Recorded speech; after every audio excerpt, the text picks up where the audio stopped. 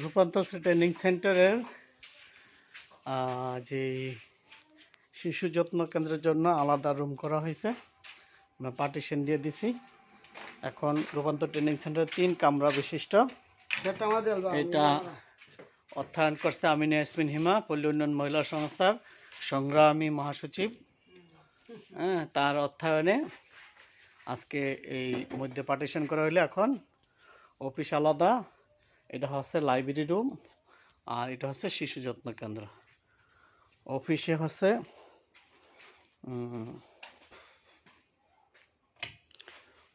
স্বাস্থ্য কেন্দ্র প্লাস আমার থাকার জায়গা, আর এখানে হয়েছে আর এটা হয়েছে এই শিশু যত্ন কেন্দ্র, আর এটা হচ্ছে লাইব্রেরি, মিটিং করার।